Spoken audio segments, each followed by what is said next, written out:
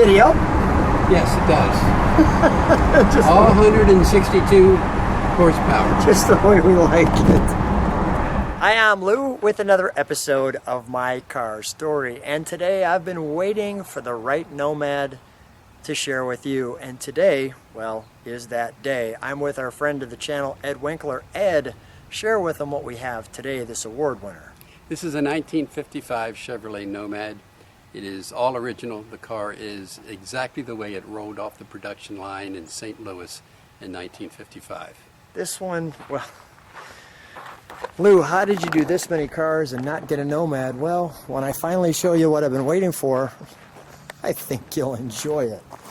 So let's start with the Nomad back end. And right off the bat, these strips of chrome dripping off it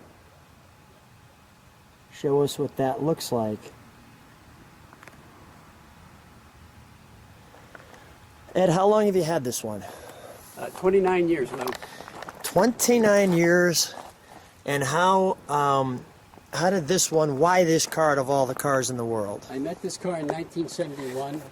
It was a sympathetic restoration by John Brock in Houston, Texas. I lived in Houston at the time. John and I became very good friends. John passed away early, unfortunately, and his wife Dolly called me and said, Ed, I know you love Nomads, and you need to buy this car from me. And I said, well, we are sorry to hear of his passing, but go ahead. Well, I love the car. I love Dolly. I didn't have the money, but I bought it, and everything worked out.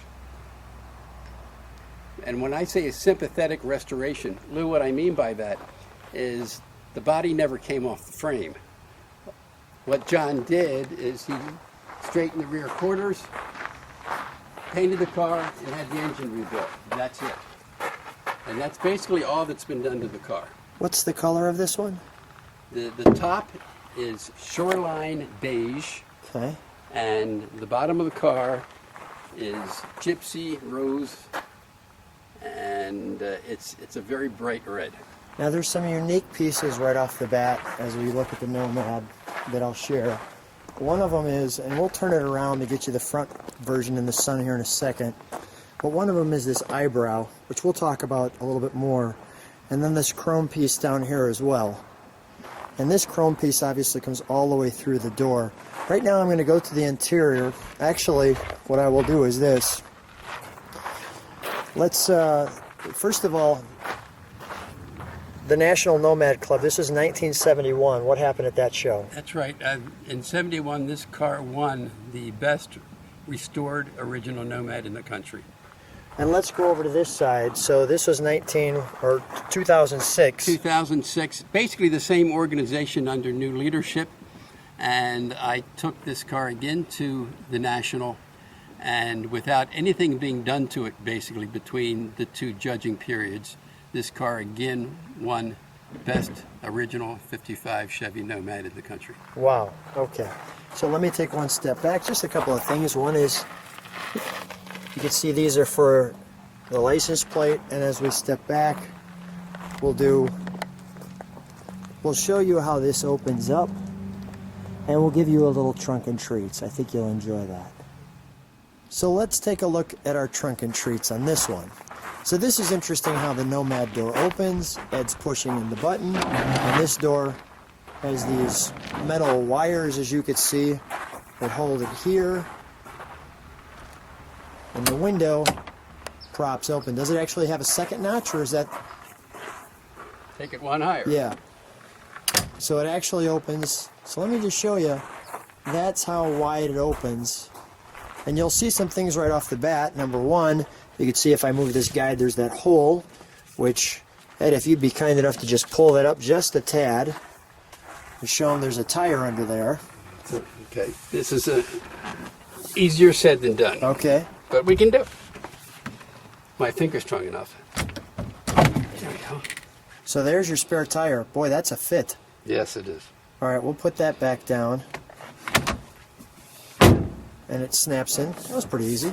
And then these two pieces you can see here are for what, Ed? Those are for the top of the shocks, The so top. you can get to the top of the shocks. And what's interesting back here, Lou, Yeah.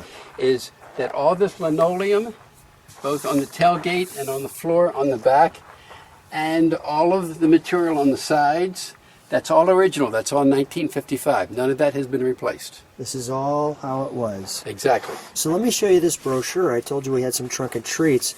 And this was just for the Nomad, correct? Yep. Nomad only.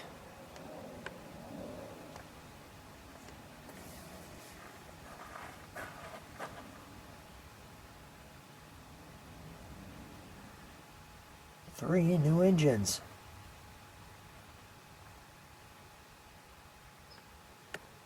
And you can see how that folds down as well, right there. Looks like I might be missing one page in there. Am I No, it missing opens a up. page? Oh, it opens up. It opens the other way. There we go.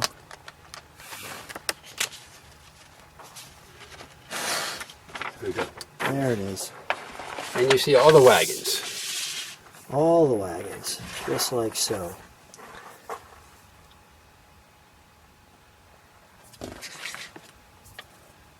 The new Nomad. The 210 Handyman, the 150 Handyman, the 210 Townsman. Going slow enough so you can see the details there. The Bel Air Beauville. Beauville, maybe I'm saying it wrong. Beauville's correct. Beauville's correct. Whatever choice you'd like, these 5 Motoramic Chevrolets it is. That is a really cool piece, as you can see. A winter going away. Stealing the thunder from the high-priced cars. Then here's a 55 guide to your new Chevrolet. This is obviously original. We're not going to go through the whole thing, but you can see the index, the owner's manual there, lubrication fittings, etc.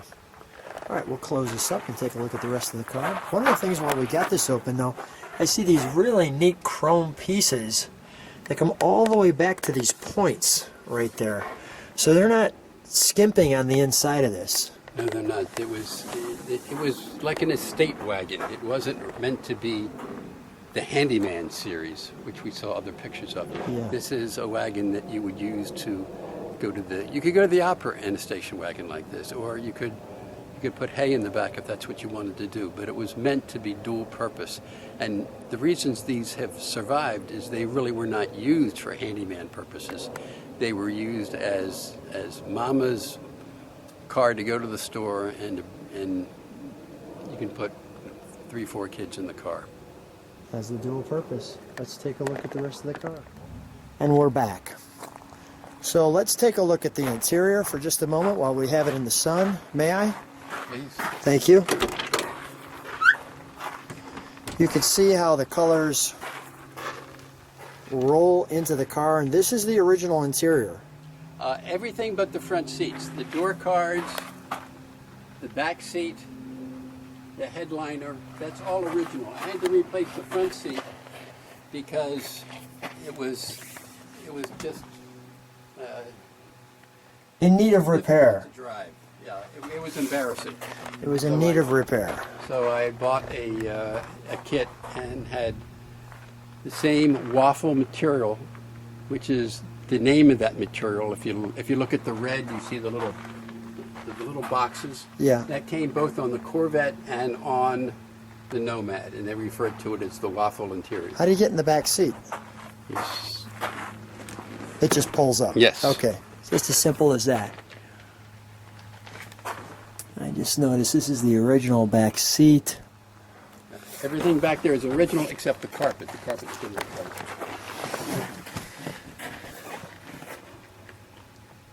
Our windshield wipers. The all-important Chevrolet. And one thing that I always enjoyed about the 55s is the bow ties all through the Chevrolet bow ties. You could see that bow tie there as well, right under the 55s, 60, about 57. That's for the headlights when they're on brights, which is down there on the floor. If I got that right, there you go. Then your windshield wipers.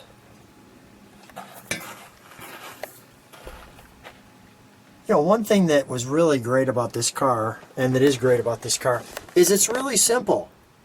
You know, there's nothing confusing. This is your lighter. This is your radio. Here's your clock. The word Bel Air. Which, is that a speaker, I'm guessing? Correct. Behind it. All of the bow ties as you zoom in.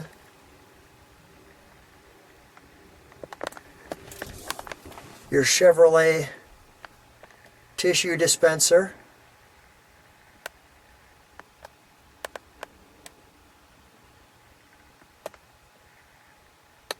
Wow. Your vents. And just really, really cool. That was the seat belt. I'll put that back up there. You hear that? Let's just take a look. I'll try to get out of the way so you can just enjoy that.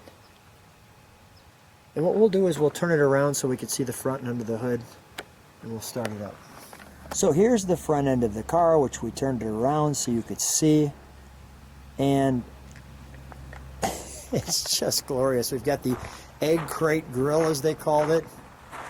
The all-impressive Bel Air airplane hood ornament that you can see with the wings.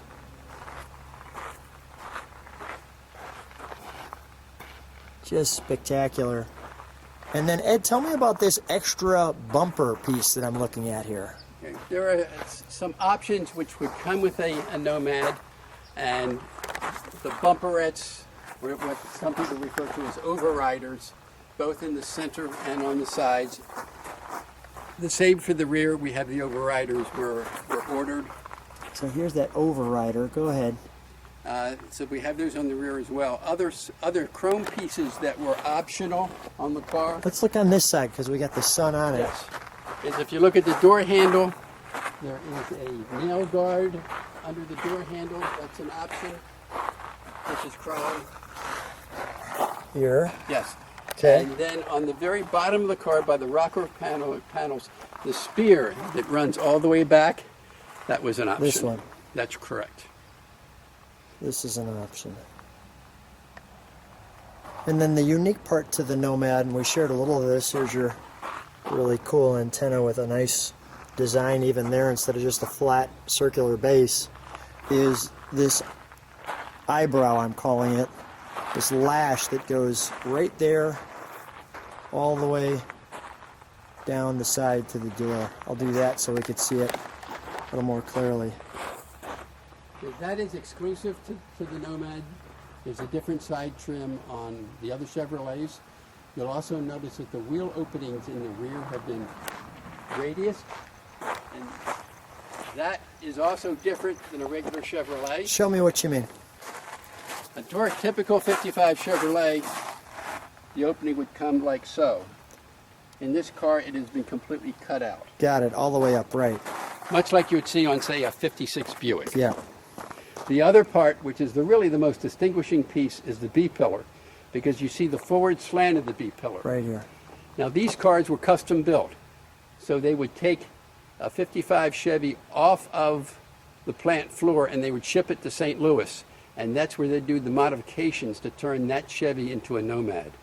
So they are partially custom built automobiles. Wow. And the great glass, you can see the curvature.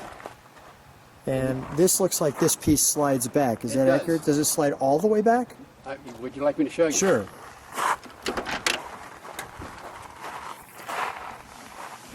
Oh yeah, that's nice. So it gives the back seat a nice chunk of ventilation. All the windows are tinted and original to the car. Tinted and original to the car. Well, let's, while we have the engine compartment up front, let's take a look under the hood. We'll start it up.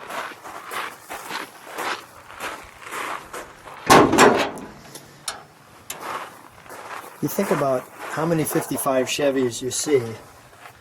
How many Nomads do you see that are unmolested like this? Well, Lou, they built a little over 8,000 cars, 8,000 Nomads in 1955.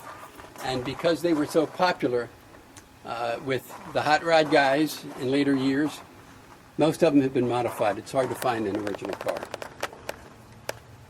So you really haven't seen very many at all?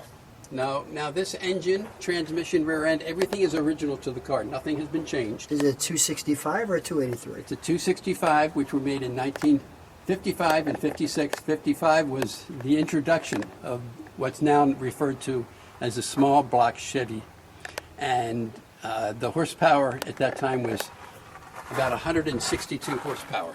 Now, if I'm recalling, and I could be wrong, was the oil filter element up here, was that an option? That was an option, correct. Okay, because I could have swore that was, so I'm glad that I was correct there. Everything original. The little radiator, I just showed you you can't call it a master cylinder, but the braking device here. Is there there it is. I was looking for the firewall tag. So there's our firewall tag. Oops, let me go a little slower. You can pause on that.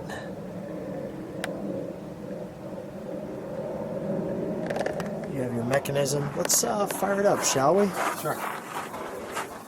It's quite the air filter assembly. Oil bath air filter.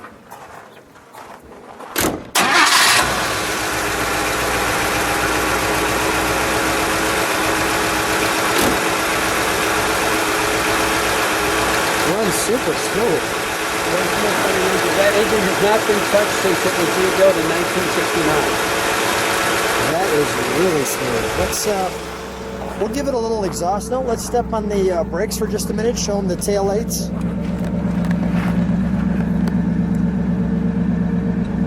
There's our tail lights. Go ahead, give it a little rev there, Ed.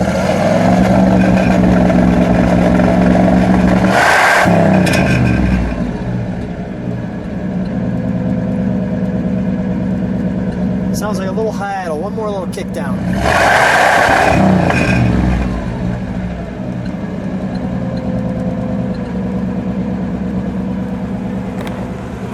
I think all that's left is we need to take it for a ride.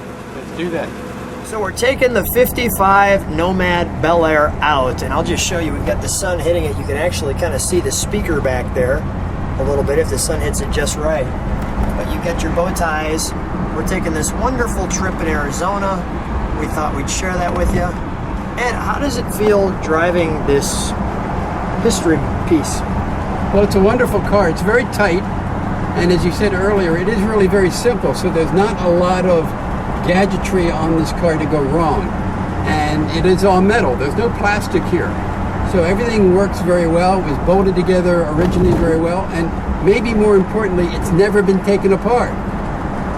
Once you take things apart, it's always harder to put them back together and to do that right. What's the reaction when you're driving? Well, first of all, I know you drive it. How often do you drive it? Well, not as much as I really should. I drive it once a month. All my cars, I've got to get them out once a month and exercise. That's pretty often. That's not bad. So this is going on a couple tours, usually weekend tours. It hasn't gone on any long 3,000-mile tours, but it's done a number of short tours. And it's just a great, simple, wonderful car to drive. It's easy to drive. There's no power steering. There's no power brakes.